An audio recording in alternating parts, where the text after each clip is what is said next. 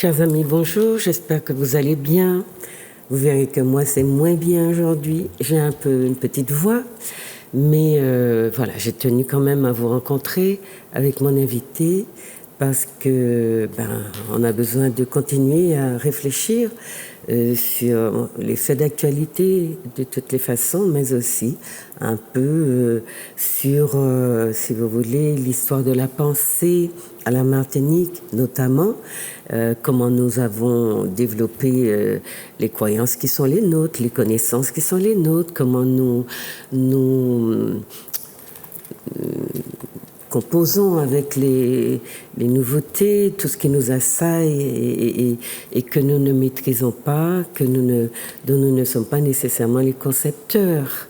Donc aujourd'hui, j'espère qu'on passera aussi un bon moment en présence de Madame Geneviève Cécile-Ménil, qui est donc la veuve, c'est bien ça?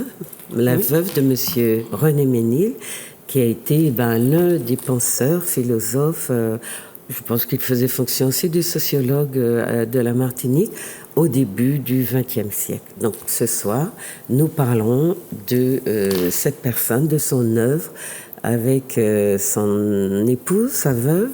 Et puis, nous essaierons de voir aussi où vous en êtes, peut-être de vos connaissances, de ces personnalités qui ont vraiment, qui tapissent nos mémoires, qui nous aident à savoir qui nous sommes, même avec beaucoup de recul, ou bien même à travers nos mémoires défaillantes, bien elles sont là. Je suis persuadée que M. Ménil n'est pas un inconnu dans notre espace et dans nos mémoires, et que nous allons pouvoir peut-être réactiver cette mémoire en ce qui le concerne. Voilà, je vous souhaite de passer une bonne soirée en présence de mon invité et d'être attentive et puis de critiquer, d'envoyer des messages, de faire savoir ce qui vous plairait aussi que nous traitions, et puis de venir aussi, si vous avez envie de débattre d'un sujet d'intérêt collectif, eh bien, faites-le moi savoir. Voilà, je remercie d'avance à la technique, nos amis qui nous aident à réaliser cette émission, à Monsieur Granier également, qui nous permet, qui nous met à disposition sa télé pour que nous puissions, nous, être en contact les uns des autres et continuer à nous stimuler. Voilà. Bonsoir, Madame Geneviève Cécile-Ménil. Un nom bien long. Bonsoir. Bonsoir, puis je vous remercie beaucoup et je remercie Zouk TV de me recevoir. Alors j'aurais juste précisé une petite chose. Moi, je ne suis pas ici en tant qu'épouse. C'est vrai, je suis son épouse, sa veuve, mais je suis ici pour retracer des faits, des actions, pour essayer de faire découvrir ce qu'était un homme, ce qui était un Martiniquais, toutes les actions qu'il a faites avec d'autres, parce qu'il disait jamais je, il disait toujours nous. Et c'est pour montrer tout le courage qu'il a eu, tout ce qu'il a fait au plan littéraire, au plan politique, au plan social, et son action surtout pour lutter contre le colonialisme, que je suis ici.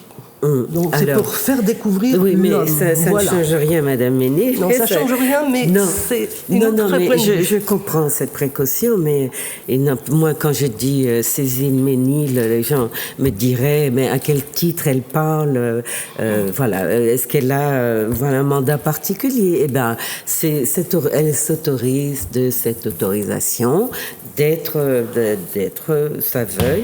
Je pense que oui, vous étiez son épouse en deuxième noce. C'est bien ce que j'ai compris. Oui. Voilà. Donc on est j'ai fait des recherches. Non, mais on en parlera, Madame Ménil. On en parlera. Ne soyez pas trop pressés. Et puis voilà, je mène l'émission comme je la sens. Donc permettez-moi de pénétrer aussi dans l'univers de mes téléspectateurs et de vous y introduire, parce que le but du jeu, c'est vraiment qu'on se comprenne et qu'on aille ensemble de l'avant. Autrement, chez nous, on dit trop pressé, pas café, je ouvert. Vous connaissez, vous le connaissez.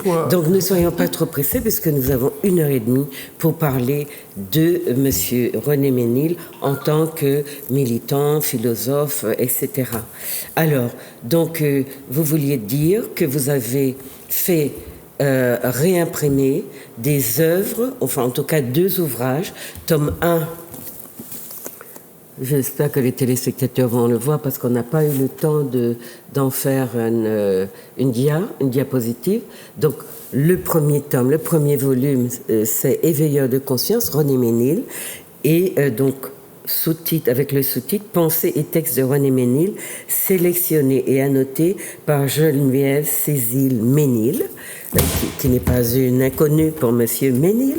Et le deuxième tome, c'est Éveilleur de conscience, pareil, intitulé Pensées et textes de René Ménil, sélectionnés et annotés par Geneviève Ménil.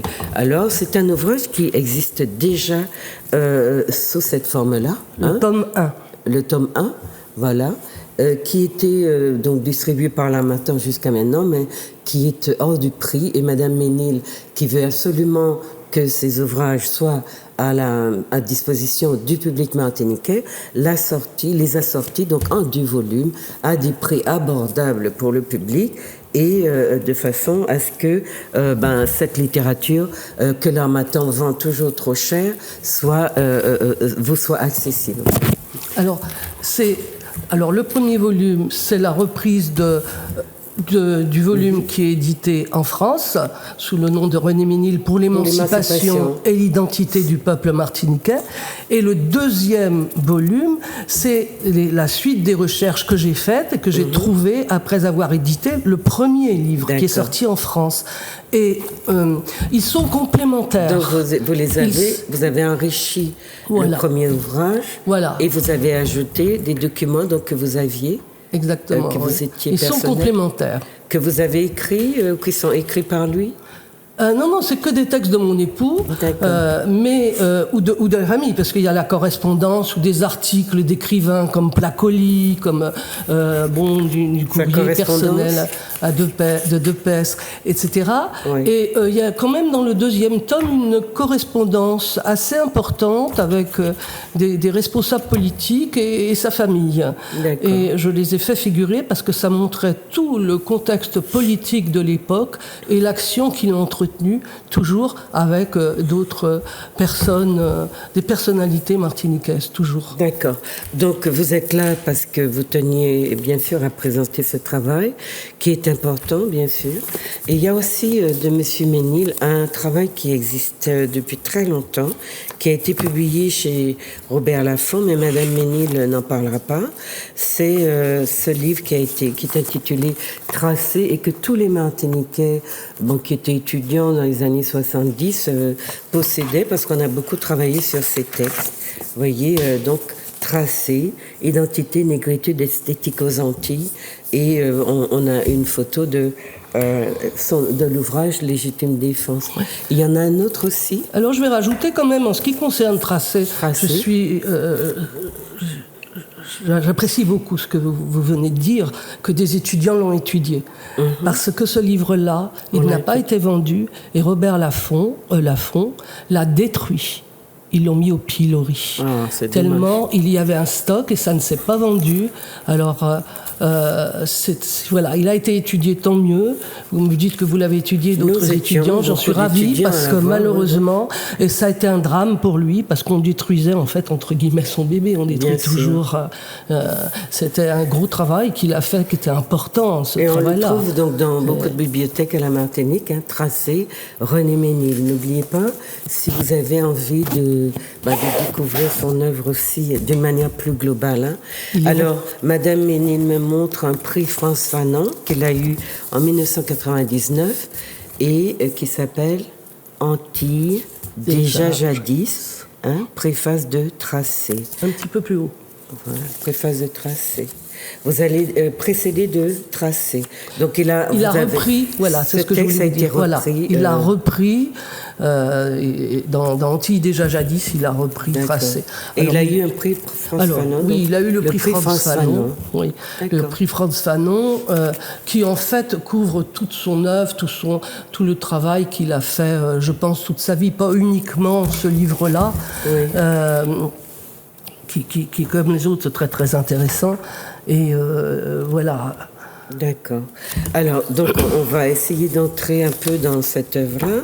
Et puis, donc, qu'est-ce qui vous a poussé à reprendre donc, l'ouvrage à l'Harmattan, à le publier par vos propres moyens? Je suppose que c'est absolument, cela. Oui. Oui, financièrement, c'est moi oui, c'est un gouffre, je sais. Donc, et puis, donc, il m'a poussé. Déjà, depuis son décès, il est mort en 2004, je n'ai eu de cesse que de retrouver tous les articles qu'il avait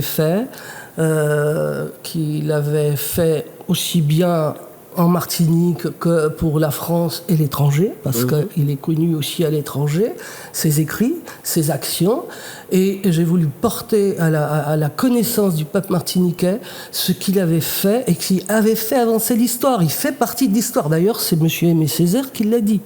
Tu as réussi, tu as participé à fonder la Martinique. C'est lui qui le dit. D'accord. Et puis, donc, j'ai commencé par éditer le premier livre qui est sorti en France, donc, à partir de mes propres archives. Parce que qu'est-ce qui se passait? Au début, les articles, ils n'étaient pas signés. Ça paraissait surtout dans Justice. Ils donnaient priorité au journal Justice. Soit dit en passant, Justice a 100 ans cette année. Et il va y avoir des commémorations qui vont être faites au mois de mai. Donc, et il a été rédacteur en chef du journal Justice, et il donnait la priorité à Justice, avant tout autre journal ou revue.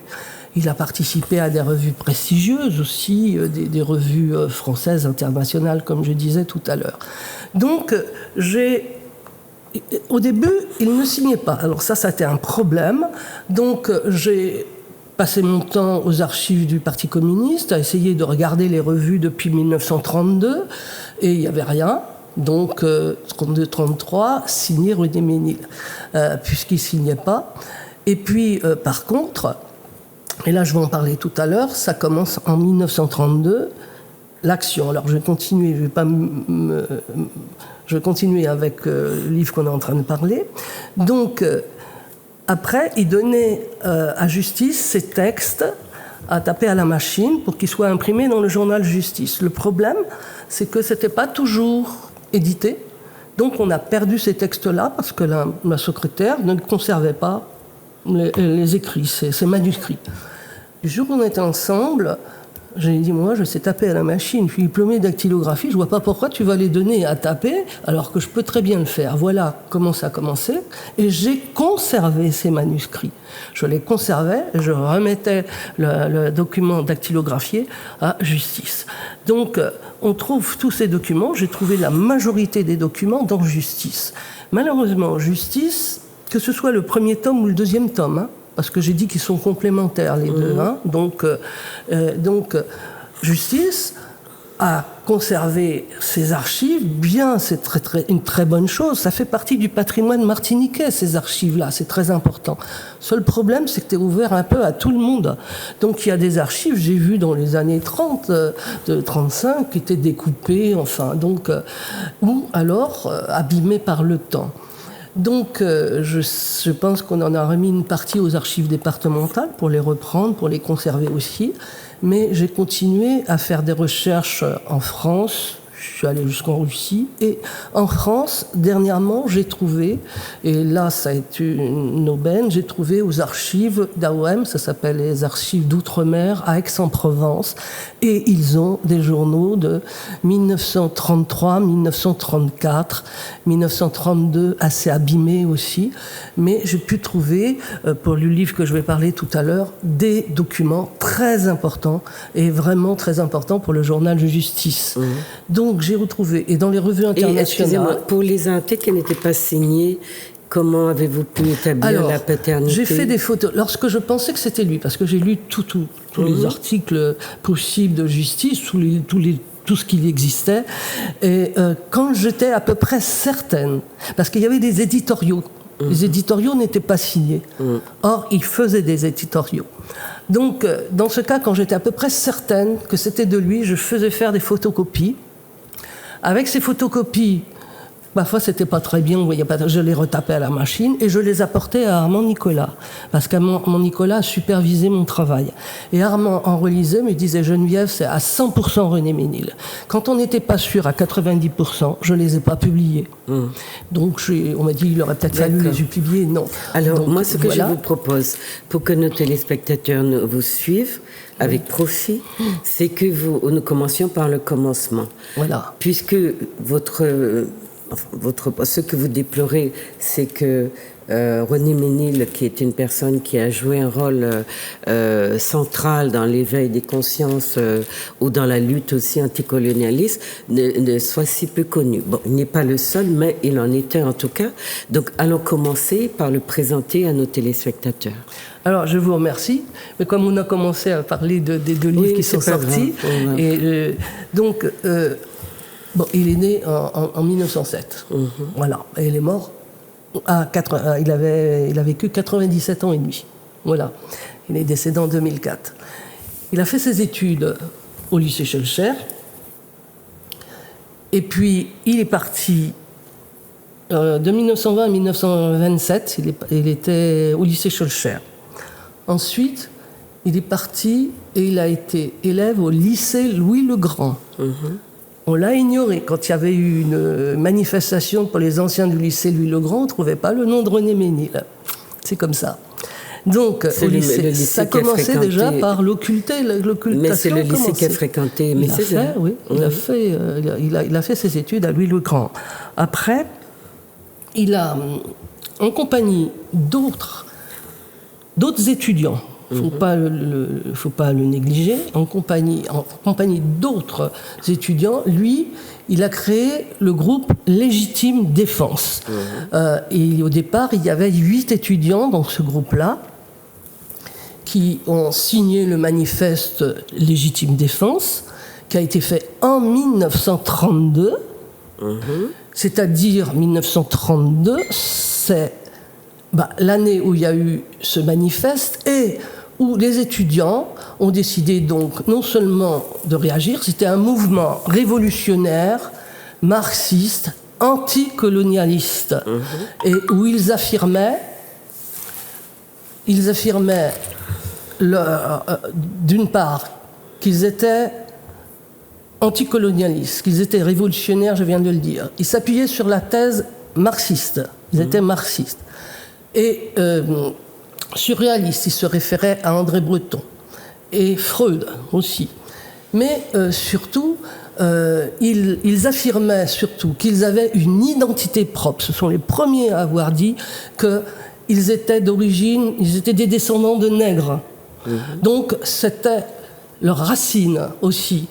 Et ils étaient trop imbibés de blancheur, entre guillemets. Tout était fait par des blancs, on leur donnait une éducation blanche, donc ils se sont soulevés contre ça. Ils ont réagi, ils ont écrit. Si vous voulez, je peux en lire un petit passage. On pourra tout à l'heure, je vais voir. Donc, après, surtout, ils réagissaient contre la colonisation, parce que une colonisation, c'est quoi? C'est d'opprimer des gens. Et c'était une oppression terrible. Il y avait des assassinats. À cette époque, il faut se reporter en 1932. C'est pas comme aujourd'hui. Il n'y avait pas de liberté. Aujourd'hui, on n'a pas beaucoup changé. Enfin, je dis pas. Non, mais on n'a pas beaucoup changé. Il n'y avait pas de liberté. Il n'y avait pas. Vous imaginez que si vous étiez pris à lire ce livre avant, je dois dire qu'avant, il a été fait en France. Parce que c'était le seul endroit où ils pouvaient le faire. Ils ne l'auraient pas fait en Martinique, ils auraient été arrêtés, voire tués. Puis il n'y avait pas de liberté d'expression, surtout pas. Donc, il fallait ils ont trouvé le moyen, c'est de le faire, de l'éditer.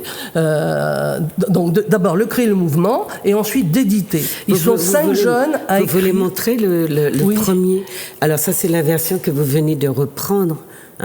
Mais vous avez la première version. Donc c'est la revue que vous avez donc réimprimée, c'est ça? Voilà. Alors, je vous remercie. Parce qu'il y a une première que beaucoup de gens à la Martinique, beaucoup de gens la connaissent, celle-là. Alors, cette première édition a été créée par Jean-Michel Place. Et il se trouve que Jean-Michel Place, son fils, m'a demandé l'autorisation il y a exactement 7 ans, parce que le livre était épuisé. Il y a 7 ans, c'est-à-dire 8 ans aujourd'hui, ils m'ont demandé l'autorisation de le rééditer. J'ai accepté. Il se trouve que 7 ans après, il n'y avait toujours rien de fait. Je suis allée 3 fois à Paris, exprès pour ce livre, voir alors qu'est-ce que ça devient. La première fois, on m'a dit faudra revenir. La deuxième fois, on m'a dit on s'occupe d'Aimé Césaire, on fait toutes les œuvres de Césaire, on verra après. Et la dernière fois, quand je suis allée à Paris, on m'a dit non, on ne connaît pas, non, on n'a rien de prévu pour Ménil. J'ai dit d'accord, ok. Donc j'ai dit, vous l'avez sorti, je vais le rééditer. Mais c'est une version augmentée par des textes que vous avez trouvés aux archives de Aix-en-Provence, etc. Ici et Aix-en-Provence, mais surtout les plus importantes, c'est vrai que c'est à Aix-en-Provence. D'accord. Parce que comme je continuais de faire mon travail de recherche pour mon livre, que je continuais à travailler, donc j'ai vu qu'il y avait des articles, j'ai lu des articles signés Légitime Défense en 1933. J'ai dit donc le groupe a continué d'exister, le mouvement Légitime Défense a continué. Il n'y a eu qu'un exemplaire. Il devait y en avoir d'autres, donc ils avaient prévu de faire un deuxième exemplaire, et peut-être même plusieurs. Il y en a eu qu'un, mais effectivement, des articles, j'en ai trouvé, et j'en ai trouvé 12 articles signés ou Légitime Défense ou LD pour Légitime Défense. Donc j'ai dit, ça aurait fait l'objet d'un livre. Par conséquent, je vais l'ajouter à la réédition originale. C'est pas l'original, c'est une réédition, celle de Jean-Michel Place. L'original, ça a été prêté par René Ménil à Jean-Michel Place pour le rééditer, l'original de 1932, et on ne lui a jamais restitué. Bon, j'ai copié l'édition de Jean-Michel Place pour faire le mien. Pour faire l'édition que je réédite. D'accord, donc nos amis peuvent voir. Alors, c'est un recueil de textes. Alors, vous nous parliez de ce recueil-là pour parler des débuts de René Ménil dans la vie militante. Ah oui, oui, bien sûr. Alors déjà, dès l'école, il avait dit j'aurais une place il a remarqué qu'il avait un rôle à jouer dans la société dès qu'il était à l'école primaire. Vous voyez, il a toujours su qu'il avait un rôle à jouer, qu'il allait passer sa vie à combattre. Il vient d'un milieu où on était engagé dans la vie publique, non ? Non. Il vient d'un milieu. Son papa était paysan et sa maman a été couturière. Elle a fait de la couture pour pouvoir payer les études, au moins au lycée Schœlcher de son fils. C'était du Gros-Morne. La famille Ménil est du Gros-Morne. Et quand il a fait ses études, lui, au lycée Schœlcher, la maman est allée habiter à Fort-de-France. D'accord. Pour que ça soit plus proche. Et il n'était pas apparenté à M. Guillaume Ménil, qui était le maire du Gros-Morne ? Oui, bien sûr. Oui. C'est son frère. Voilà, c'est son frère. Ça. Pour ça, je parlais d'engagement dans la vie publique. D'accord. Ah, pardon, excusez-moi. Okay. Il était sans étiquette. Guillaume Ménil était sans étiquette. Oui. Enfin, c'est sa fille que j'ai vue encore aujourd'hui, donc Ginette, Madame Saint-Fort. Donc, elle me parlait, et justement, d'où l'importance de ce livre. Alors déjà, il a été édité, il fallait l'amener en Martinique. Or, dès que ça arrivait, si ça partait par bateau, il y avait la police. La police qui faisait une censure, qui les prenait aussitôt, et puis était arrêté ceux qui le transportaient.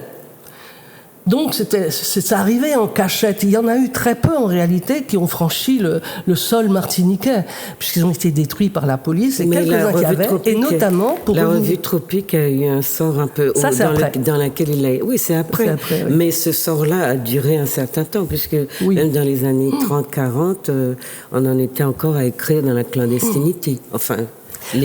comme vous avez cité Guillaume Ménil, Guillaume Ménil, donc le maire, l'ancien, qui a été maire du Gros-Morne, député maire d'ailleurs, du Gros-Morne, sa fille me disait que quand ils avaient des amis, ils faisaient attention s'il n'y avait personne, ils montaient au grenier où était caché Légitime Défense. Il le descendait et il le faisait connaître, il en lisait des passages à ses amis.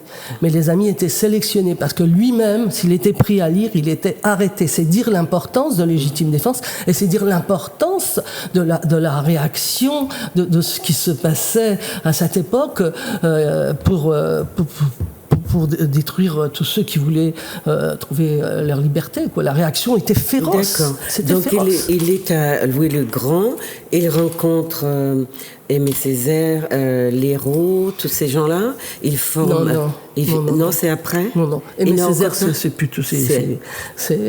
Parce que Aimé Césaire démarre aussi avec eux. Oui, mais non, là on va un peu trop vite parce que 1932, légitime défense. C'est le premier où ils sont anticolonialistes, où ils affirment qu'ils sont nègres, qu'ils sont noirs, contre contre l'oppression blanche, contre l'oppression coloniale, contre toute cette éducation et vous blanche. En excluez Césaire, après, pourquoi? attendez, alors ça c'est 1932. Oui. En 1935 est publié avec Léon Gontran Damas, Césaire et Senghor, c'est là qu'apparaît Césaire, est publié l'étudiant noir. Mais l'étudiant noir, c'était quoi? C'était pour réagir contre, à Paris, dans le quartier latin, il y avait beaucoup d'Africains. Et les Africains qui se battaient, ils se battaient des ethnies différentes. Donc ils sont intervenus, ils ont dit, voilà, maintenant ça suffit, nous sommes des Noirs, et nous devons... alors ils ont refusé tout ce qui venait de l'Occident, mais ils ont dit, nous sommes des Noirs, et nous devons maintenant lutter sur le plan culturel, sur le plan noir. Il n'y a pas encore le mot négritude, il n'arrive pas encore. Hein. Donc c'est l'étudiant noir en 1935. En 1937 apparaît Pigment. Pigment de Léon Gontran Damas. Pigment, il y a des poèmes, alors c'est aussi contre la colonisation, mais Pigment, c'est le premier... C'est Léon Gontran Damas, excusez-moi, qui a utilisé le mot négritude. L'histoire le prouve. C'est lui qui a utilisé le mot négritude. C'est monsieur Léon Gontran Damas. Ensuite apparaît en 1939. Il y a des versions un peu historiquement, c'est facile à prouver. Oui. Il suffit de reprendre les documents. C'est des chercheurs qui peuvent faire ça. Oui, mais c'est une question de parce qu'on a tellement modifié l'histoire. Oui. Je vous dis, on a beaucoup occulté, on a beaucoup voulu effacer certains. Mais c'est pas d'aujourd'hui qu'on affirme que Gontran Damas est à l'origine de ce courant-là, courant de la négritude, auquel Césaire et les autres vont adhérer, parce qu'il y a Senghor et Césaire qui forment aussi un diptyque qui joue un rôle très important. Oui, mais je montre historiquement comment ça se passe, et apparaît en 1939, Cahier d'un retour au pays natal, c'est en 1939. Oui. Après, en 1941, apparaît Tropique, où... oui, je vois, mais ce qui m'intéresse, c'est d'essayer de comprendre cette espèce de alors je dirais pas de rivalité, mais il y a quelque chose dans votre manière de présenter l'œuvre ou de vouloir le mettre en valeur, en avant, dans une sorte de concurrence avec Aimé Césaire. Je ne comprends pas. Non, c'est pas une histoire de concurrence, c'est le fait que René Ménil a toujours été occulté. Mais pourquoi? Vous prenez la télé, je ne sais pas. D'ailleurs, il y a une interview dans le livre où la Déviant lui dit « Mais pourquoi Aimé Césaire et Fanon n'ont jamais parlé de vous ?» Il répond « Faudra leur demander. » Bon, c'est dedans, il y a une interview. Hein. Les journalistes se sont quand même penchés sur ça. Hein. Il a été occulté, il a gêné, c'est tout. Pourquoi est-ce qu'on ne dit pas qu'en 1932, il existait ? Pourquoi? Il y a eu une conférence dernièrement, on a complètement occulté 1932. Heureusement, il y avait la directrice de l'université qui a parlé de 1932 avec légitime défense, qui a rattrapé les choses de tout temps. Vous écoutez les télévisions, on va parler de Césaire, Glissant, Fanon, et jamais vous entendez parler de René Ménil. Or, c'est un élément de l'histoire de la Martinique, c'est un grand écrivain, c'est un grand combattant qui a fait avancer les choses, qui a lutté pour la liberté des gens, pour la liberté. Alors, on va voir en quoi il a parce que c'est important aussi de ne pas asséner les choses, mais de les expliquer. Donc, il fait ce travail autour de légitime défense en 1932. Donc, vous le considérez comme un pionnier de ce mouvement où les Noirs se revendiquent nègres et rejettent toute la culture aliénante dans laquelle ils sont socialisés. Et surtout, ils affirment leur identité. Ils ne sont pas des blancs, ils ne sont pas blancs, ils rejettent Non, mais on sait bien qu'ils ne sont pas blancs. Non, parce que comme il dit lui-même, lors d'une interview qu'il dit à un journaliste, mais tout est expliqué dedans. Hein. Justement, c'est l'intérêt de lire, parce qu'on voit cette évolution politique. Donner envie aux téléspectateurs de lire l'ouvrage. Oui, donc nous, on est en train d'expliquer pour que les téléspectateurs s'accrochent, comprennent et aient envie de découvrir. Il dit lui-même, j'étais césairiste avant Césaire, c'est dans le livre, lors d'une interview, et j'étais fanoniste avant Fanon. Pourquoi est-ce que jamais un journaliste ne parle de Ménil, de l'action en 1932 ? Ménil et les autres, hein. Attendez, parce qu'ils étaient d'autres étudiants. Non, parce qu'il n'y a pas que M. Ménil, mais il se trouve que vous êtes Madame Ménil. C'est pour ça qu'au début, j'ai quand même posé la question, vous me disiez que vous n'étiez que là, quelqu'un qui vient présenter son travail. Mais c'est important qu'il y ait quelqu'un de son entourage, il est bien connu, qui décide de travailler, d'œuvrer à le faire connaître et à montrer ce qu'il a laissé à sa société. Souvent, on n'est pas cordonnier, n'est pas mieux chaussé parce qu'il est chez lui. Il faut vraiment attendre parfois des siècles pour pouvoir reconnaître certaines personnalités. Il y a des personnalités qui crèvent l'écran, il y en a qui travaillent dans l'ombre et qui ne sont reconnus que des centaines d'années après, etc. L'essentiel, c'est qu'ils ne soient pas perdus. Donc, vous êtes Madame Ménil, vous avez entrepris de faire ce travail autour de son œuvre pour le faire connaître. Donc nous, on ne veut pas savoir seulement qu'il a fait beaucoup de choses, on veut savoir comment il l'a fait et quelle est sa trajectoire. Donc après Légitime Défense, il va être dans les mouvements avec Césaire, avec tous les autres qui vont écrire, parce que je l'ai retrouvé aussi dans Tropique. N'est-ce pas ? Il a continué. Après Légitime Défense. En 1935, il a créé un autre groupe. D'accord. Il a créé le groupe Front commun avec Gratien, Lamont. Donc là, vous êtes déjà dans le Parti communiste. Il n'est pas encore... mais c'est le nom qu'avait le mouvement qui allait devenir après le Parti de la Martinique. Alors ? Et Front commun s'est associé au groupe Jean Jaurès. Oui, tout à fait, ça s'appelait le groupe Jean Jaurès. Le groupe Jean Jaurès, c'est-à-dire c'est Jules Monroe qui avait créé... Jules Monroe, on parle toujours de Monroe, il n'est pas tout seul quand même. Il y avait Bissol aussi. Donc ils avaient créé le groupe, un groupe socialiste tout simplement. Joseph Dael aussi. Et ils se sont désolidarisés quand il y a eu un problème avec monsieur Lagrosilière qui s'était affilié avec un usinier. Donc là, ils se sont désolidarisés et ils se sont rapprochés du groupe communiste. Voilà. Donc après, il y a eu les événements qui ont fait... Donc, il est en tout cas parmi les fondateurs du Front commun, qui va être ce groupement... S'associer au groupe Jean Jaurès.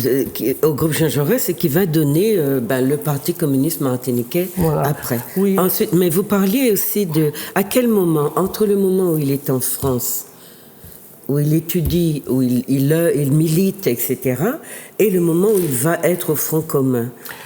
Alors, je vous remercie de me reprendre. À la suite de Légitime Défense, il y a eu une action du gouvernement, on leur a coupé la bourse. D'accord. Donc il est revenu en Martinique.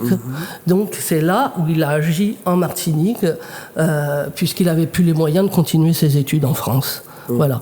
Donc là, il a créé... Il rentre à la Martinique. Et donc, il va faire partie des fondateurs du Parti communiste. Non, enfin, avec les partis... Parce que le Parti communiste martiniquais, c'est en 1957 qu'il a été créé. Mais il y a tous ces groupes qui vont donner naissance, avec les mêmes personnes, qui vont donner naissance à ce parti, sauf qu'il va se séparer, bien sûr, de Joseph Lagrosilière, qui était donc, au départ, les prémices du Parti socialiste. Parce que là, Monsieur Césaire, il était communiste, et ils ont travaillé ensemble. D'ailleurs, quand il a quitté le Parti communiste en 56, en octobre 56, en 1955, il faisait partie d'un groupe, Monsieur Aimé Césaire, avec Gratien, avec d'autres, faisait partie pour dire que la Martinique était une nation. En 1955, en 1956, il a claqué la porte du Parti communiste, il a fait sa lettre à Maurice Thorez. Et en 1957, donc, il faut dire qu'ils étaient amis. Ils étaient amis avec M. Césaire. Ça a été vraiment un bouleversement. Et donc, ça a été une bombe atomique, m'a dit Armand Nicolas, donc à la suite de cette démission. Bah, c'était quand même une figure de proue, puis ils agissaient tous ensemble, quoi. Et donc, il a créé son propre parti, donc en 1958, donc le Parti progressiste martiniquais. Et puis, donc, en fait... Bon, ils avaient un peu les mêmes buts, hein, le Parti communiste, bon, c'était différent, mais au fond, ils luttaient pour le peuple, c'est ce que je veux dire en gros, quoi. Mais de ce fait, il reste dans ce parti sa vie durant, ou bien jusqu'à sa mort, ou bien il va fonder autre chose. Quand il arrive ici à la Martinique, quand il revient, je crois qu'il enseigne au lycée Schellcher. Il enseigne au lycée Schellcher. Voilà, donc il est encore au contact de Césaire. Ils sont encore un petit peu... Armand Nicolas, tous ces gens-là se retrouvent. Donc tous ceux qui portent au départ le Parti communiste, qui le font vivre, avec Armand qui est secrétaire général à un moment donné. Hein, je crois. Ça c'est beaucoup avant, plus tard. M. Sylvestre, 61, Camille Sylvestre était le premier. Donc tous ces gens-là se retrouvent dans le même... C'est une sorte de microcosme. Mais alors comment se fait-il qu'il passe à l'histoire et que M. Ménil, eh bien, malgré ses écrits, peut-être que personne ne le connaît parce qu'il ne signait pas ses écrits non plus.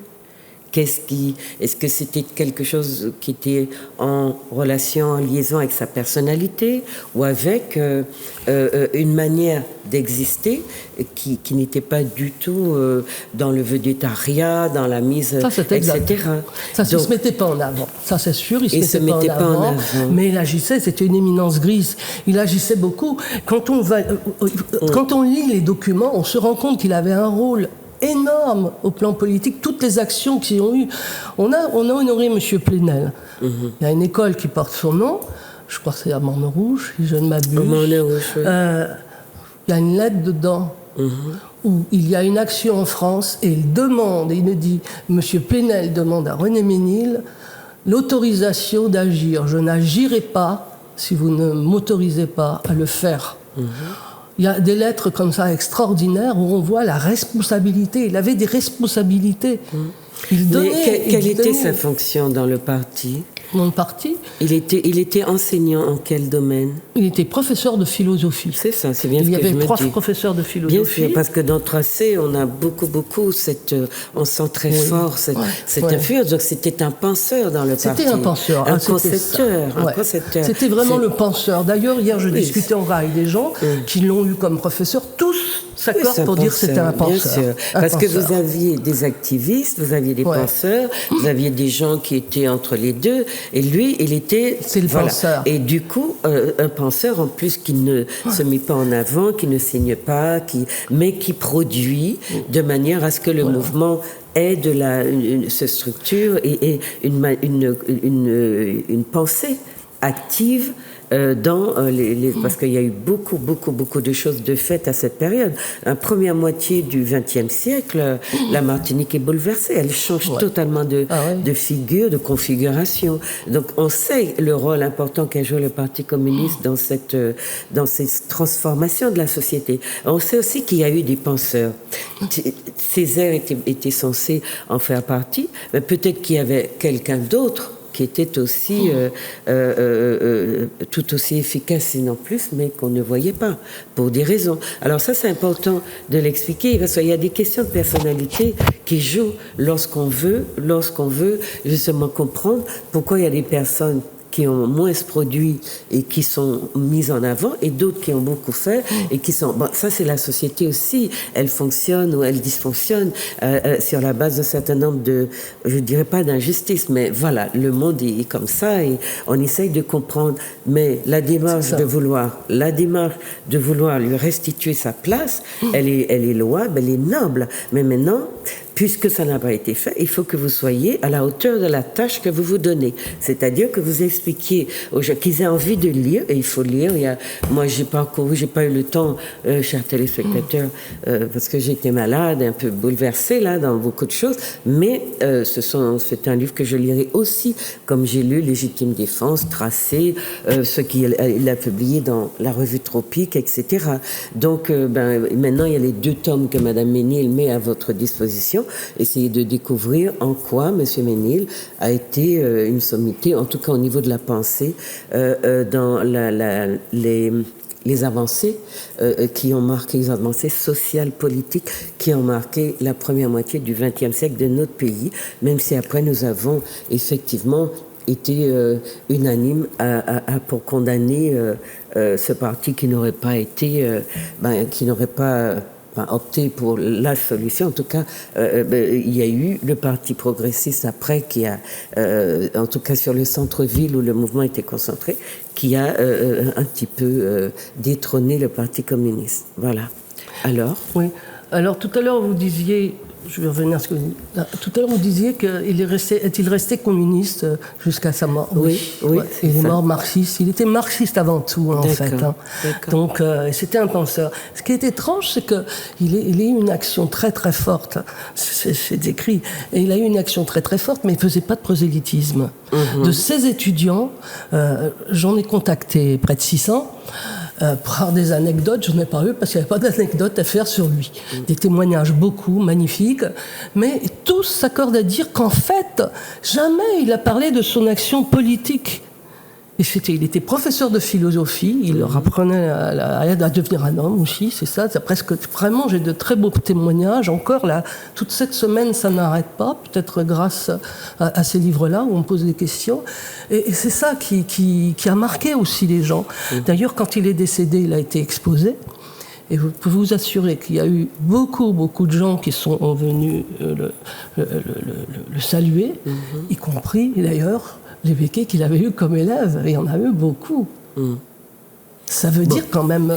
c'est une petite alors qu'il a lutté quand même pour je ça. Sais pas pourquoi. C'est moi qui l'ajoute, c'est moi qui ajoute ça. Oui, mais vous ça ajoutez les Becquet, il y a eu les Noirs, il y a eu les autres aussi. Non, mais je veux dire, comme on a fait une campagne... On a toujours besoin de dire qu'il y avait plus important que ça.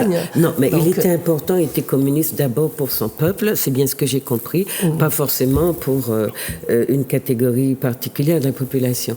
Maintenant, une fois qu'il est revenu à la Martinique, parce que vous avez expliqué qu'on lui a coupé la bourse, à quel moment il travaille, il contribue à Tropique, puisqu'on va essayer de rester sur son œuvre littéraire. Alors pendant la guerre, ils sont au lycée Schœlcher avec donc Aimé Césaire, lui, Suzanne, Armand Nicolas, qui a fait un article, quelques-uns, et donc il collabore dans Tropique, et puis après il tombe malade. Il est obligé de partir en France après. La revue Tropique a existé jusqu'en 1945. Elle a été censurée. Elle a été censurée, mais ça a repris, puis c'était la fin. Sous l'amiral Robert. Sous l'amiral Robert, voilà. Et puis donc, il signe pas mal d'articles dans la revue. Ah oui, bien sûr. Revue Tropique, très intéressant. Celle où on trouve aussi... la femme d'Aimé Césaire, comment elle s'appelle? Suzanne, j'ai un trou. Oh, voilà. Du coup, on lui a rendu hommage. Il y a eu un hommage à l'Atrium, très très bien. Il y a un film qui se tourne sur elle. C'est une Américaine qui le fait en ce moment. Voilà, chers amis, la grippe m'a un petit peu... Alors, j'ai oublié aussi. Donc, il est reparti Suzanne à Paris. Aussi, merci. Ça m'est revenu. Et donc, il y a beaucoup d'articles d'elle et de René Ménil. Alors, j'ai cité René Ménil dans un de mes livres qui s'appelle La culture de l'entraide, où il parlait de ces gens qui parlent de culture et qui n'ont fait que réciter pendant 3 siècles des âneries qu'on leur apprenait à l'école. Et c'était de la revue Tropique que j'avais sorti cet extrait qui me parlait, puisque je parle dans ce livre de notre culture. Donc pour moi, la résonance était forte. Donc après Tropique, qu'est-ce qu'il devient? Alors, en 1945, il part pour des raisons de santé, mais en plus il s'inscrit à Paris à l'Institut d'ethnographie, où il fait des études d'ethnographie, de sociologie. Enfin, il a pas mal de diplômes, parce que c'était un homme qui voulait aussi découvrir, apprendre en plus. Et de là, donc, il a joué son rôle. Il revient aux études, pourquoi ? Il y avait une raison ? Parce qu'il avait un besoin d'étudier, et puis il était malade. Il a été donc très pendant malade. ce séjour, il en a profité pour se faire soigner. D'accord. Son beau-frère, c'était le docteur Thésée. Donc, il était hébergé là, qui s'occupait de lui. Bon. Et puis, il faisait des études en même temps, quand il pouvait, parce qu'il était un peu fatigué. Donc, après, il est revenu. Et bon, il a agi beaucoup sur place. Parce qu'il y avait les événements politiques qui se passaient, puisque il y a eu des fonctionnaires Mauvois, enfin il y en a beaucoup, Armand Nicolas, qui avaient pris parti. Le truc des 60, qui avaient pris parti pour les Algériens pendant la guerre d'Algérie. Donc il y a eu l'ordonnance de 1960 qui a été faite par le général de Gaulle et qui les sommait d'un changement de résidence, et ils ont refusé. Donc ils ont été rayés des cadres. Ils ont été rayés des cadres, ça a duré pendant plus de 10 ans. En réalité, ça a duré 12 à 14 ans. On va dire Armand Nicolas. Ils ont été repris, mais sans effet rétroactif. Oui, oui, tout à fait. Donc, alors, ordonnance de 60.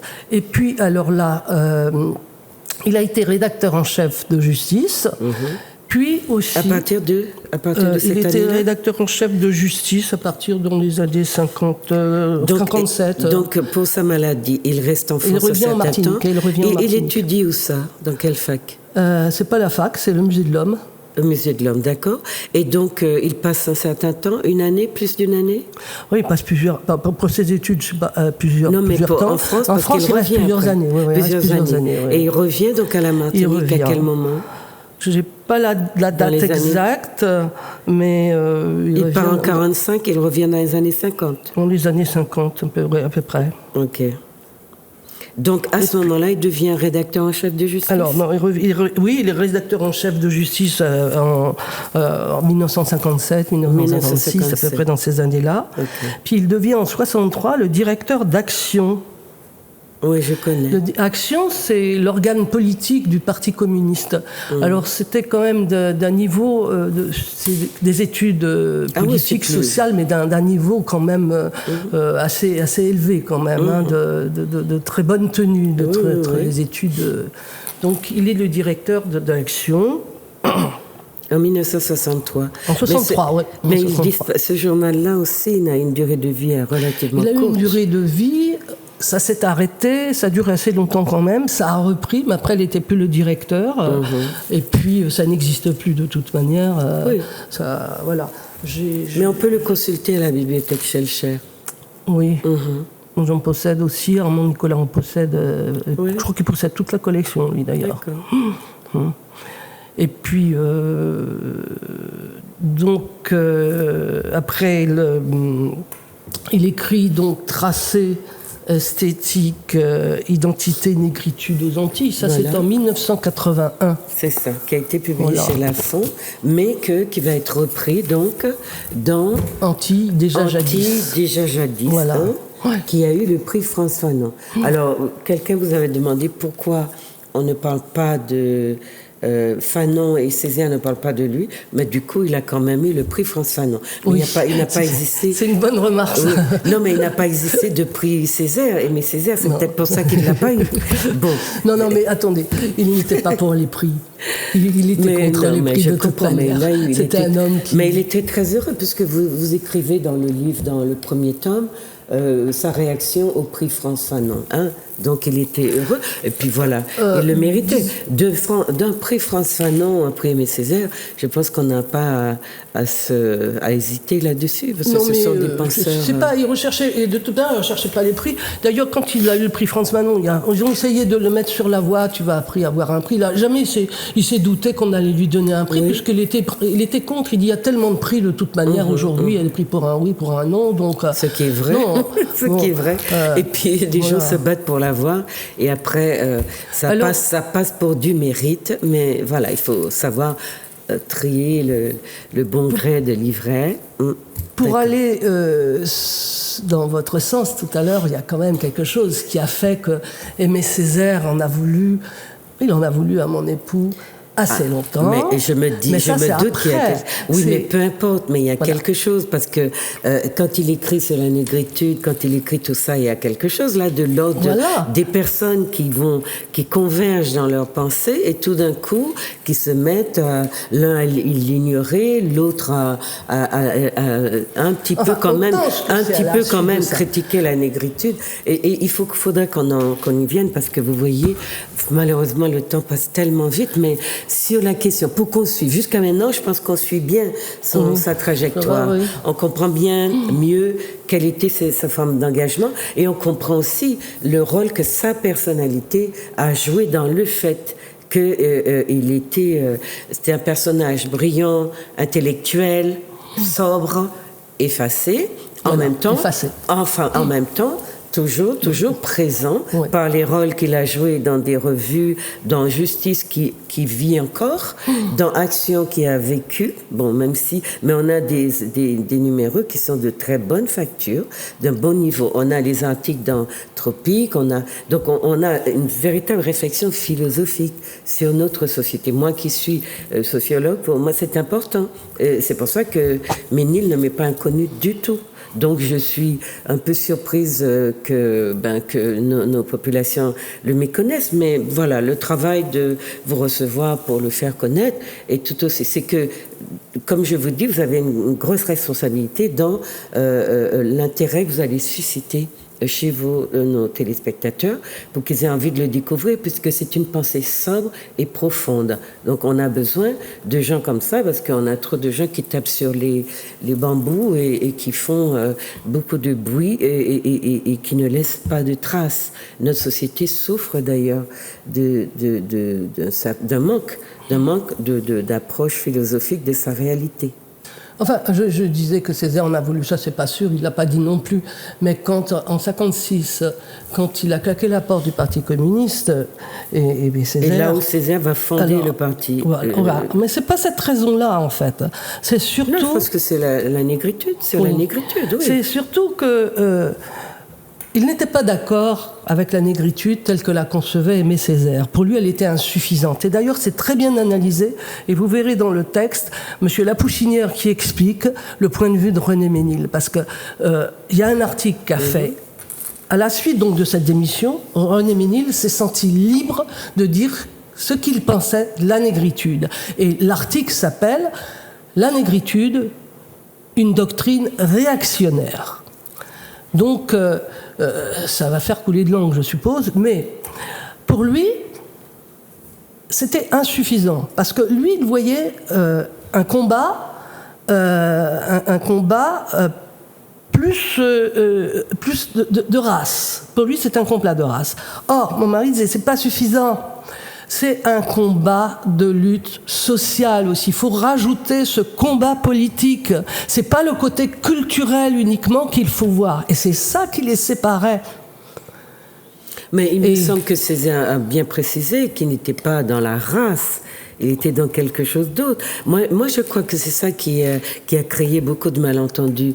Il y a des interprétations de la pensée de Césaire qui sont assez paradoxales, ou bien qu'il érige en penseur de la race. Or, j'ai souvent entendu Césaire parler de la nécessité qu'il y avait de se prévaloir d'une identité, de ne pas laisser les autres vous squatter totalement, d'exister pour faire partie de l'universel. Même la façon que nous avons de concevoir l'universel, Césaire ne la concevait pas comme ça. Mais c'était plus concret à l'époque, c'était très concret. Oui, mais les débuts d'une doctrine sont toujours un peu... Il faut la forger, il faut la fonder, il faut l'expliquer. Oui. C'est toujours un peu compliqué. Et puis on voit dans négritude, on voit nègre. Mais pourquoi pas à l'époque où Césaire écrit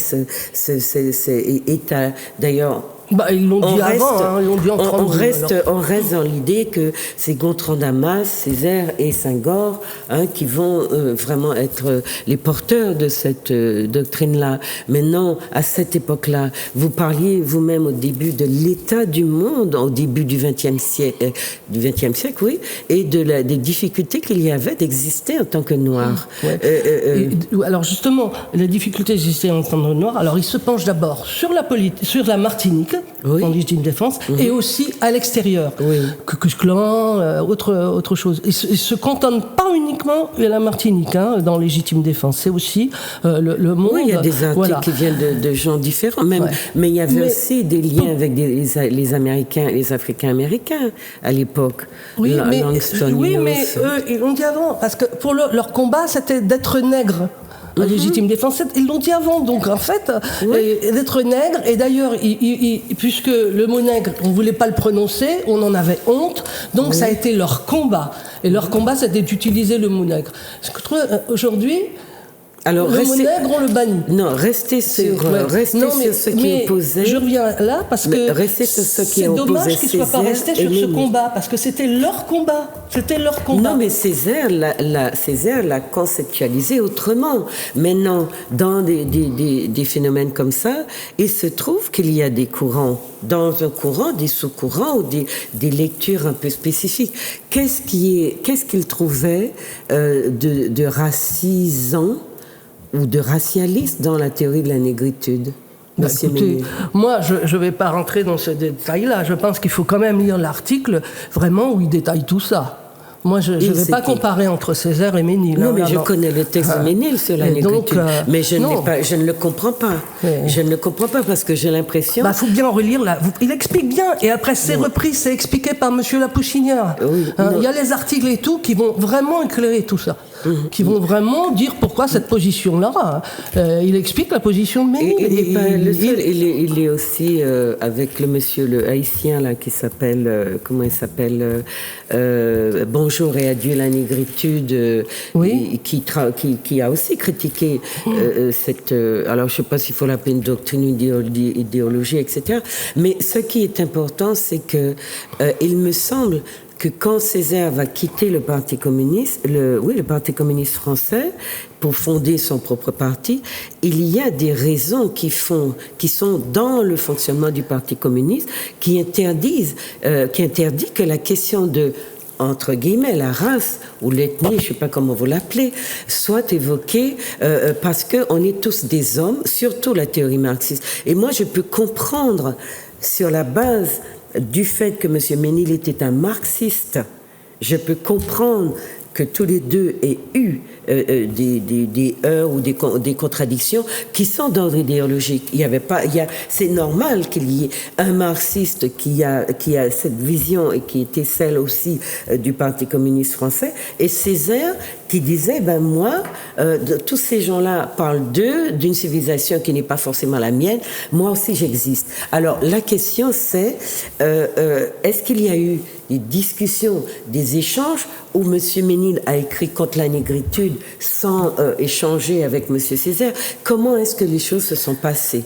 Là, c'est ce que vous avez dit. Mais en fait, quand M. Césaire a claqué la porte, il n'a jamais parlé. Jamais, jamais. Il n'a jamais dit qu'il était contre tel ou tel fait que vous venez de dire. Pas du tout. Il ne s'est jamais expliqué avant de partir.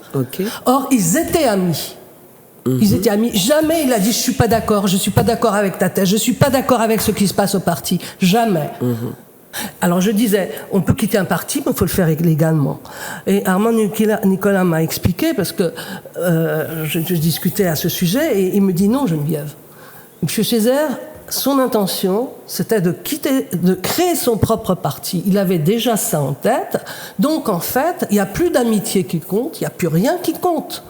on fait abstraction de tout ce qui était. Et c'est ce qui s'est passé. Mais et c'est pas expliqué. Non, mais est-ce que le fait que M. Ménil ait critiqué sa doctrine ne l'a pas indisposé, ou bien il n'a pas eu l'impression qu'il n'était pas compris, et donc parce que ce que je sais, moi, pour avoir écrit un livre sur Philibert Duféhal, j'ai quand même fréquenté tous ses ouvrages, les idées qui étaient parce que il faut analyser les idées qui sont comment on va dire, qui ont cours à une période donnée. Quand on travaille sur les mentalités, on peut pas transposer comme ça, faire des bonds de géants du début du siècle à la fin du siècle. Nous changeons en plus à la vitesse grand V parce que nous ne sommes pas notre propre moteur. Donc je sais que dans la première moitié du XXe siècle, la Martinique a été une espèce de creuset qui a travaillé de la tête, qui a travaillé à trouver une orientation à donner au pays. Il y avait des luttes d'influence, il y avait un besoin de conceptualisation pour donner une orientation au pays. Il y avait tout ça, et c'est absolument normal qu'il y ait des confrontations. Maintenant, quand nous disons que les uns ont ignoré les autres, nous devons, nous qui avons besoin de comprendre pourquoi tous nos grands hommes ne sont pas tous logés à la même enseigne. Nous avons besoin de comprendre qu'est-ce qu'ils ont fricoté ensemble, pourquoi ça s'est mal passé et comment ça s'est mal passé. Et là, nous écrivons une histoire de la pensée. Oui. Là, nous sommes en train de parler. Donc, qu'est-ce qui, dans la pensée de M. Ménil, qui est marxiste, une vision du monde, ou bien une idéologie, je ne sais pas comment on l'appelle, parce que idéologie, c'est un peu quand même très connoté. Et lui, il est marxiste à l'époque où Césaire rejette le marxisme, parce qu'il comprend que c'est pas une idéologie à laquelle il a envie d'arriver. Il va créer, tout comme il veut créer probablement son parti, il crée aussi sa vision de son être nègre dans ce monde blanc qu'ils sont en train de critiquer, ou qu'ils ont commencé à critiquer depuis début des années 30, puisque M. Ménil écrit Légitime défense. Il l'écrit pas seul d'ailleurs, il l'écrit avec d'autres. Non, il y a eu 5 articles dedans, et puis tous les articles. Et donc il critique, 5 écrivains. Ils sont les premiers à critiquer. Donc pour moi, ce qui est intéressant, c'est pas de savoir qu'on a oublié M. Ménil, mais je peux comprendre tout à fait. Il n'y a eu aucune discussion, ils n'ont plus aucune relation après. Aucune relation. Oui, oui. Ils s'observaient ce qui se passait le PPM, les autres, et ce que faisait le Parti communiste. Il y a une observation, mais jamais ils n'ont eu de relation. J'ajouterais quand même qu'au plan littéraire, il lisait les textes de Césaire, et il a toujours fait, il n'y a qu'à regarder, des articles magnifiques, des commentaires magnifiques sur la littérature, au plan littéraire. Parce que c'est un monsieur qui est penseur, philosophe, et qui est dans la critique. La critique, ça veut dire la nécessité de lire ses contemporains, de lire ceux qui sont dans son environnement, qui font la pensée, l'action politique, etc., de lire, de comprendre ce que nos gens aujourd'hui ne font pas. Vous n'avez aucune critique littéraire à la Martinique aujourd'hui. Personne ne lit personne. Tout le monde fait sa petite carrière. Tout le monde est content d'avoir des prix de je ne sais sortis d'où. Et tout le monde d'ailleurs participe à des concours pour venir dire après qu'ils étaient les meilleurs. Mais ce travail que M. Ménil faisait dans l'ombre, il est précieux parce qu'il était, c'était un don de soi, et puis une sorte d'engagement par rapport à sa société, par rapport à la pensée, aux idées qui circulaient à son époque dans sa société. Et même si bien qu'il ait souffert probablement de l'attitude de Césaire, peut-être que Césaire était un sanguin, peut-être que si, peut-être que ça, mais c'est pas ça qui nous intéresse. Ce qui nous intéresse, c'est que ce qui s'est passé à ce moment de la vie de notre société, quelqu'un l'a observé et a travaillé à mettre ce quelque chose-là par écrit, de manière à ce que les générations successives, eh bien, s'inspirent s'inspire de ses écrits. Donc, ça rend le travail encore plus nécessaire. Donc, vous le vouliez pour les étudiants, mais tous ceux qui pensent leur pays, à mon avis, devraient aussi trouver intérêt à l'avoir.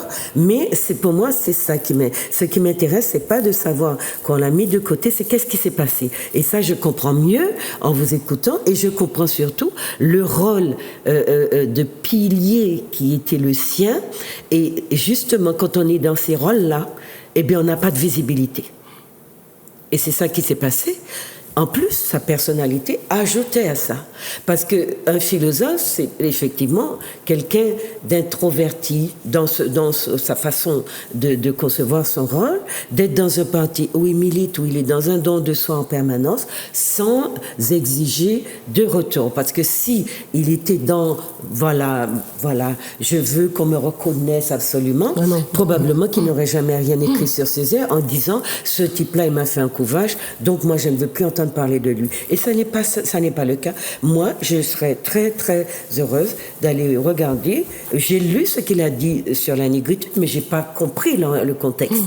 Et c'est pour ça que j'étais un peu crispée, mais pas parce que je lui en voulais de critiquer la négritude comme comment il s'appelle, j'ai oublié, en Bonjour et adieu la négritude, parce que pour moi c'est important. C'est important qu'on propose des choses et qu'il n'y ait autour de nous, et que nous aussi nous jouions à ce rôle-là, de critiquer une idéologie, une théorie qui est proposée et qui est censée bien, voilà, nous fédérer autour de, voilà, soit d'une idée que nous partageons tous, soit d'idées qui vont nous diviser, mais qui vont nous fédérer par le fait que nous avons besoin de discuter les uns avec les autres autour de ces thématiques. Donc, ce monsieur-là prend une envergure qui est encore plus importante, à mon avis, plus nécessaire. Et c'est sur ces choses-là, ces aspects-là qu'il faudrait qu'on mette l'accent. Alors, vous avez dit qu'en 63, il est revenu au pays, il est dans le journal Action, il dirige le journal Action, et puis je suppose qu'il reprend son poste d'enseignant. Oui, jusqu'à peu près dans les années... vers les années 70 à peu près qu'il a eu sa retraite. Mais il regrettait de ne pas avoir commencé après 68 parce qu'il trouvait qu'il y avait beaucoup plus de liberté pour son enseignement, beaucoup plus... il aurait aimé enseigner après 68. Et je sais qu'il le disait, ça. Beaucoup de vannes qui s'étaient ouvertes, bien sûr. Ça aurait mais été... c'est consacré à l'écriture, après, beaucoup. Après, donc il a écrit. La lecture et l'écriture. Donc il est resté au Parti communiste. Ah oui. Rédacteur en chef? Non, parce qu'après Armand Nicolas a pris la relève jusqu'à... il l'a refait un petit peu, enfin, entre-temps. Et puis, il prenait de l'âge et il a laissé un peu la place aux autres, quoi. Donc, Armand Nicolas prend la relève en quelle année? Là, je ne sais pas exactement. Parce que si en 63, il est directeur du journal Action, ça veut dire qu'il a laissé... dans les années 60. 61, je crois. Mais moi, je ne veux pas... D'accord.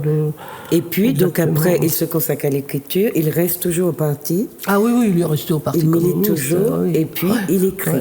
Ah oui, il écrit, il passe toute sa vie à écrire, de toute manière. Ça, il alimente le journal Justice, il alimente d'autres revues, puis il a un rôle quand même. Il est critique littéraire, justement, vous en parliez tout à l'heure. C'est très difficile dans une île dite critique. D'ailleurs, il s'est fait des inimitiés à cause de ça. Parce qu'on il a fait certaines critiques. Mais c'est d'une dimension fondamentale de l'existence d'une société, je veux dire, qui se dit, enfin, démocratique, c'est une tarte à la crème, on ne sait plus ce que c'est vraiment, mais dans toutes les sociétés évoluées, je veux dire, qui ont cette conception d'elles-mêmes que le soi tout seul ne peut pas détenir la vérité, que c'est la confrontation des idées qui joue un rôle important, eh bien, il avait cette force de caractère de ne pas attendre d'être aimé, mais de d'abord jouer son rôle. Et s'il attendait d'être aimé, s'il voulait être élu, recevoir des prix et être honoris causa, je ne sais où, eh bien, il n'aurait pas fait ce travail-là. Parce que ce travail-là est précieux pour une société, surtout dans la nôtre, où personne ne supporte la critique. Donc, c'est important qu'on découvre que, voilà, qu'on a quelqu'un qui s'est occupé des œuvres, des travaux des autres, qui a critiqué dans le sens où on parle de critique littéraire, bien sûr, critique de la pensée, c'est-à-dire avec un développement, avec une argumentation, et pas avoir des noms d'oiseaux lancés à la figure des gens, mais en mettant, parce que je sais ce qu'il a dit sur la négritude, et en même temps, Césaire avait déjà des démêlés avec le Parti communiste français, avant, au moment de sa lettre à Maurice Thorez, et sa démission à la Martinique a été très, très, très mal comprise d'ailleurs, et reçue, et vraiment, il a été persona non grata dans la vision, les regards et tout ça ont convergé vers lui de manière à lui montrer qu'il avait trahi, donc qu'il passait pour traître. Donc je suppose que c'était pas une situation facile à vivre.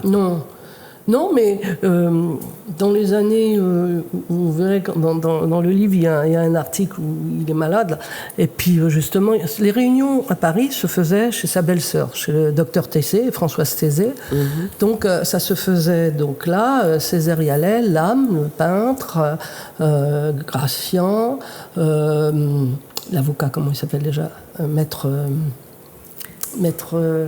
je sais pas. Manville, voilà, oui. Qui se réunissaient là aussi. Oui. Ils avaient des réunions et tout. Et puis un jour ils étaient réunis et là, lui était malade à l'étage, mais ils se parlaient plus déjà parce que c'est dans les années 60 et quelques. Et puis il descend quand même. Et puis ils se sont parlé comme si c'était jamais quitté, comme si c'était rien arrivé. Ça va bien, comme s'il n'y avait pas eu tout cet intervalle-là qui s'était passé. Non, on continuait, la vie continuait, quoi. Sauf que, bien sûr, ça a été chacun de son côté, quand même. Et puis, en fait, la réconciliation, elle existait littérairement. Et on peut pas Mais dire tout ce temps qu'ils ont vécu ensemble à la Martinique, ils ne se sont pas rencontrés, n'ont pas échangé. Non. C'était devenu... En 93. Et non, mais ce qui est intéressant à savoir, c'est que c'est étrange quand même, parce que la belle-sœur de René, Madame Françoise Thésée, venait régulièrement tous les ans, elle logeait chez nous à Schœlcher, au Grand Paradis, et Aimé Césaire venait la chercher. Il venait la chercher pour faire sa promenade tous les jours. Et puis Césaire restait, faisait monter son chauffeur. Mais il y avait un lien de parenté entre M. Césaire et Mme Thésée. Oui. Non, pas Césaire. Non, avec Césaire M. Mauger. Avec qui? Il y avait un lien de parenté avec une Thésée dans ce cercle-là, non? Peut-être, mais... Bon, donc, M. Césaire envoyait son chauffeur pour chercher Mme Thésée. Elle descendait, mais il ne montait pas. Il n'est jamais monté saluer René Ménil. Et il venait tous les jours chez lui, quand elle était en Martinique. Voilà. Ça montre quand même qu'il y avait quelque chose, quoi. Oui, mais apparemment, ni l'un ni l'autre n'a fait le pas d'aller vers l'autre. Attendez, c'est lui qui venait quand même. Je sais pas, là. C'est lui qui venait. C'est lui qui venait dans la maison, quand même. Oui, mais vous m'avez dit qu'il restait dans la voiture. Il restait dans la voiture, quand même. Vous savez, ce sont, comme on dit, des grands noms, et ils ont leur code, leur manière de gérer les conflits. Et là, c'était très galant. C'était très... De toute manière, lui, il était dans son bureau, il travaillait, il écrivait tout le temps. Donc, en fait, elle était libre de faire ce qu'elle voulait aussi. Mais enfin, il y avait un escalier à monter, quoi. Que personne n'a monté. D'accord, que personne n'a monté. Donc, après, qu'est-ce qu'on peut dire de... Donc, ce livre est publié chez l'Harmattan en premier pour l'émancipation et l'identité du peuple martiniquais. À quelle occasion? Négritude et créolité. Ah non, ça c'était un article contre... donc c'est publié en 2008. Il écrit, donc il se consacre à l'écriture, et ça, je suppose que c'est le résultat d'une de ces activités-là dans les années, entre les années 70 et 2000, ça fait quand même beaucoup. Oui, mais c'est un gros livre, il a mis beaucoup de temps. C'est repris ici, intégralement. C'est intégralement dans celui-là, c'est dans repris, le tome. D'accord. Et donc ça, c'est l'ouvrage qui va paraître dans cette troisième phase de sa vie. C'est ça, cet ouvrage-là, en 2 tomes. C'est-à-dire, non, il est décédé, là. C'est moi qui Non, mais vous avez dit qu'il est décédé en 2004. Oui. Ah, ça, vous l'avez fait paraître après. Non, c'est moi qui ai... c'est moi qui ai réuni tous les articles, qui ai fait ce livre-là. Non, il est décédé en 2004. Effectivement, ça paraît en 2000. Le dernier article, mais alors, tout ce qu'il écrivait, d'accord.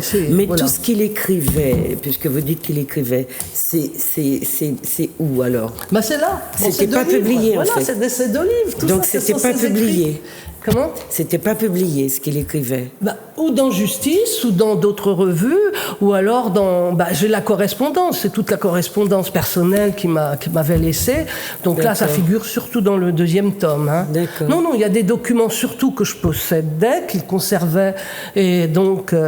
que j'ai dit j'offrirai à la Martinique, donc qui n'ont pas été édités, qui n'ont pas été publiés, donc tous des documents importants. Donc certains figurent dedans.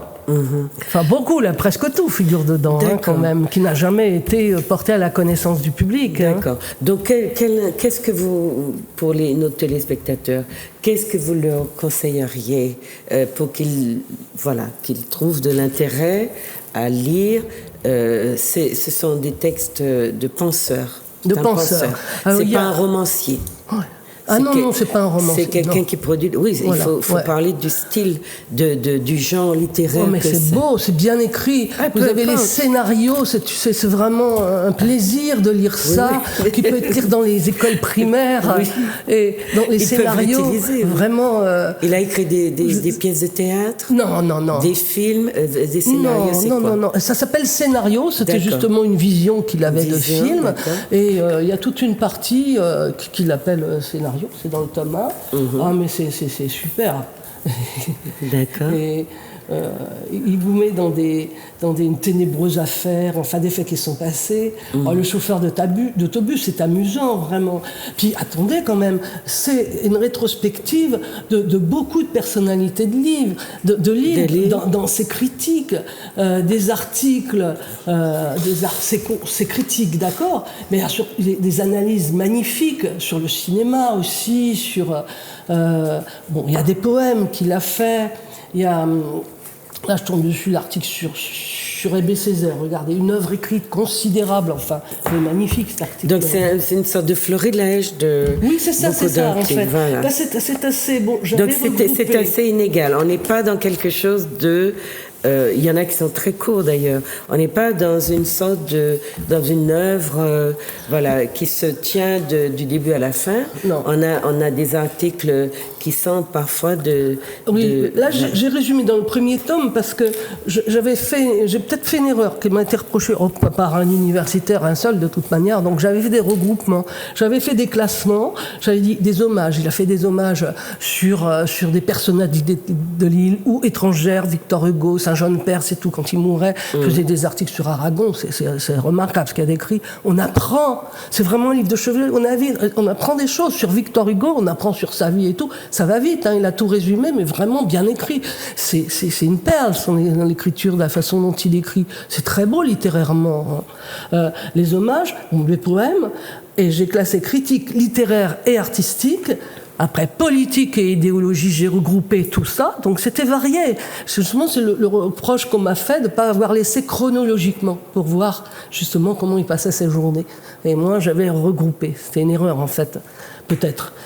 Entretien, alors ces scénarios... Donc, Madame Cécile Ménil joue bien un rôle dans la diffusion de ses œuvres et elle y met quelque chose d'elle qui n'est pas de Monsieur Ménil. C'est très important dans la restitution d'une œuvre qu'on comprenne ça. Maintenant, non, c'est de René Ménil, mais moi j'ai fait une classification, j'ai regroupé. Et dans le 2e livre, c'est pour ça que dans le 2e livre, c'est par ordre chronologique, j'ai évité de faire l'erreur. Les classifications ne sont pas neutres, Madame Ménil, vous comprenez. Elles ne sont pas neutres, mais c'est pas grave, c'est pas un reproche. Vous avez dit qu'un universitaire vous a reproché. M'a dit c'était... Non, mais parce que si on travaille par période, comme je vous disais. On travaille sur les mentalités. C'est important de comprendre les productions d'une époque par rapport aux contraintes sociales, à l'environnement, aux débats politiques qui ont cours dans la société et à la façon même identitaire qu'ont les gens de se définir. Donc c'est pour cela que de garder dans les cadres, dans la chronologie ou la diachronie, on arrive à peut-être se dire tiens là, mais c'est pas grave, c'est votre choix de l'avoir fait comme ça, et je le dis pour qu'on sache que les choix ne sont pas neutres et qu'ils laissent trace de la personne qui les a fait dans l'œuvre. C'est pas grave, mais c'est là. Maintenant, le deuxième volume, vous dites que c'est vraiment votre travail, nos ramations. Comment vous disiez vous avez dit nos ramations des injures. Non, vous avez dit mes recherches ont fait l'objet d'une publication. Voilà, c'est mes recherches, d'accord? C'est important. C'est vraiment Madame Ménil qui met quelque chose dans cette œuvre qui va prolonger ou bien faire connaître, circonscrire la pensée de son époux et qui entend le faire connaître ce travail aux étudiants. Alors, qu'est-ce que vous pensiez? Parce que vous avez répété beaucoup que vous aimeriez que ce soit les étudiants en tout cas, et vous regrettez que l'université de ce pays ne s'occupe pas ne juge pas important de diffuser ce travail. Je ne sais pas si je me répète, parce que il y a eu une conférence à l'université il y a quelques années, et j'avais demandé dans la salle était comble d'étudiants, qui est-ce qui connaît, qui est-ce qui a entendu parler de René Ménil? C'était des étudiants en lettres. Pas un seul étudiant ne connaissait René Ménil. Et c'est pour ça que j'ai augmenté mon action pour retrouver des documents, pour les mettre à la portée des étudiants, des enseignants. Parce que j'ai été étonnée. Alors j'ai dit c'est un peu de la faute peut-être des universitaires, des enseignants, qui eux-mêmes connaissaient peut-être pas non plus. Et on m'a dit on ne peut pas enseigner.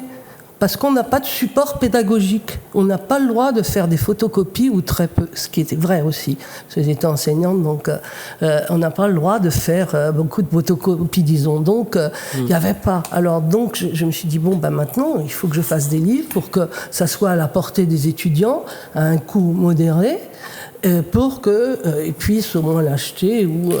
Mais vous dites maintenant que vous n'avez toujours pas d'ouverture pour proposer ces ouvrages à l'université. Alors à l'université, malheureusement, on m'a dit que il ne peut pas y avoir de conférence à l'université pour les étudiants. Si on ne les touche pas, où peut-on toucher des étudiants? C'est pas à l'université, c'est la question que je me pose. Oui.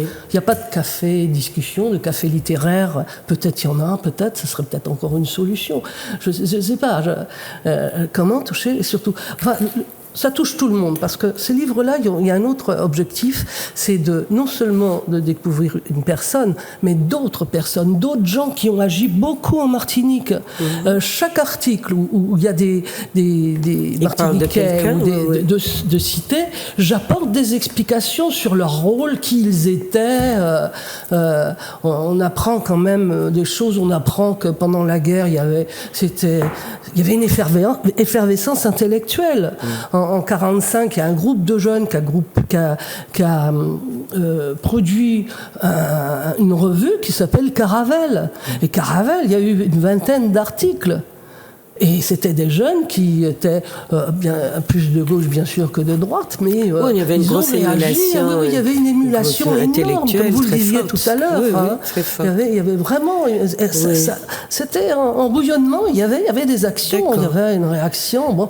Et puis, attendez, c'était le joug colonial, il fallait lutter contre d'une façon ou d'une autre. L'écriture en était une. On n'est pas sorti de l'auberge, mais on lutte moins.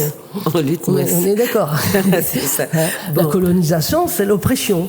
Et puis l'oppression, pour lutter contre l'oppression, on se sent agressé, donc il faut réagir. À vous entendre, j'ai l'impression que c'est fini. Non, c'est pas fini. Non, j'ai pas dit que c'était fini. C'était une autre forme d'oppression. Ah oui, elle est tout aussi terrible. Alors, elle est tout aussi terrible. Donc, à l'université, pas d'ouverture. Eh bien, expliquez à nos téléspectateurs, aux étudiants qui vous écouteraient, au public d'ailleurs, parce qu'il y a des gens d'ailleurs aussi qui nous écoutent. Qu'est-ce que vous voudriez faire pour faire connaître le ce maximum de conférences. Donc, j'ai fait une présentation au le Parti communiste m'a ouvert ses portes. Il y a eu une présentation des livres, c'était très très intéressant. Il y a eu un bel échange, il faut dire ce qu'il y a. Et là, tout le monde s'est proposé pour m'aider, pour essayer d'organiser des conférences. Moi, je suis tout à fait d'accord pour porter à la connaissance du public justement ces livres comme on l'a fait, avec même des intervenants différents. Je prévois des intervenants aussi. Donc, le maximum de rencontres, de conférences, de télévision. D'ailleurs, je vous remercie beaucoup de m'inviter quand même à votre émission. Et vous êtes la première, télévision. On remercie aussi Yannick et François et Monsieur Granier et aussi Manuela de nous permettre de faire ces émissions, bien sûr. Donc je remercie au passage tous les responsables. Oui, comme ça clignote de toute façon. Bientôt, c'est la première. Il faut faire des télévisions. Les télévisions, c'est ce qui porte le plus, quand même. C'est-à-dire. Ça a un plus grand nombre quand même de personnes. Oui, et il faut que les gens prennent le temps d'écouter et que ce que nous disons leur paraisse intéressant pour qu'ils n'aient pas envie de zapper, chers téléspectateurs. J'espère que vous n'avez pas eu envie de zapper.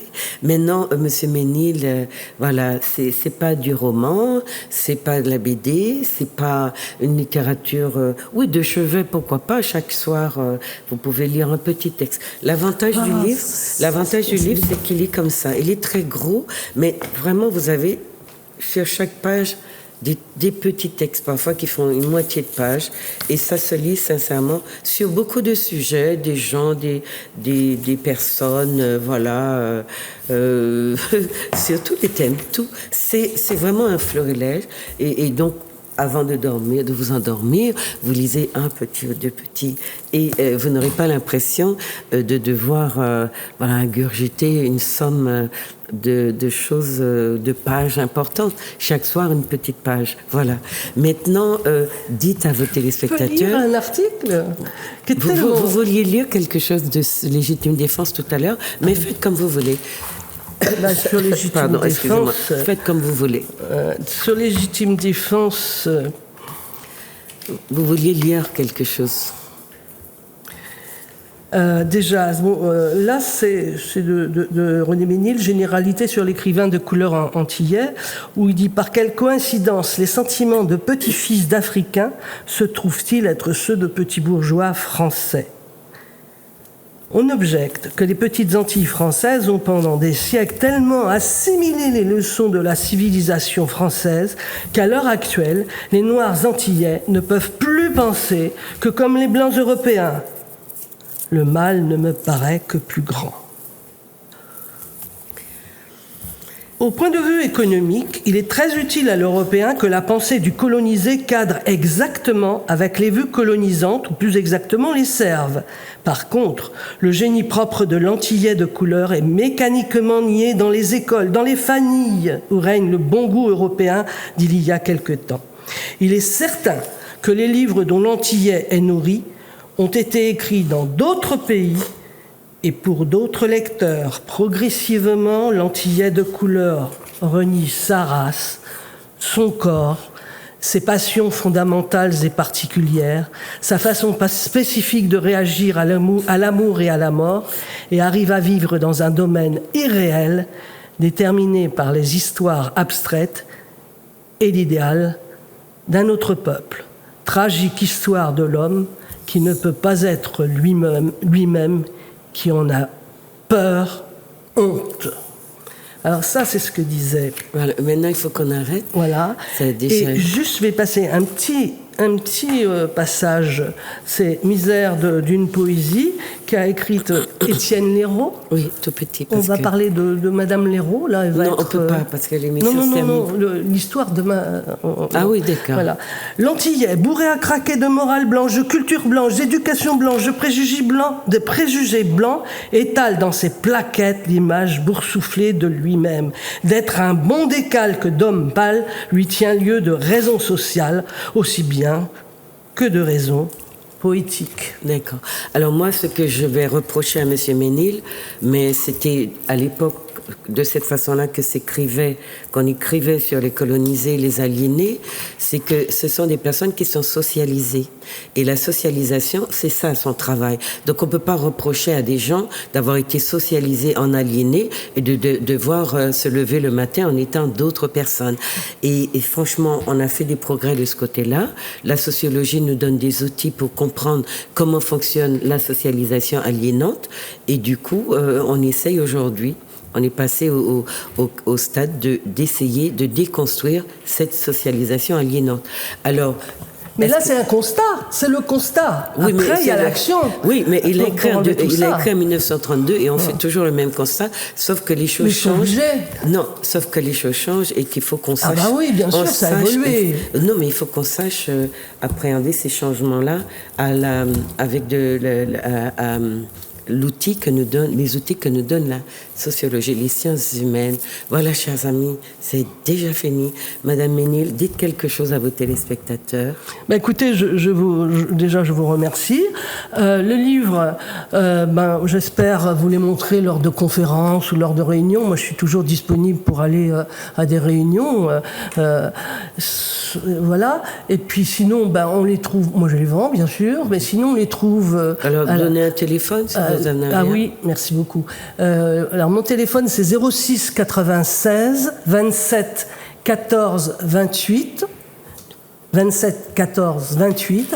J'ai une adresse électronique, ça fait Gense, GENSE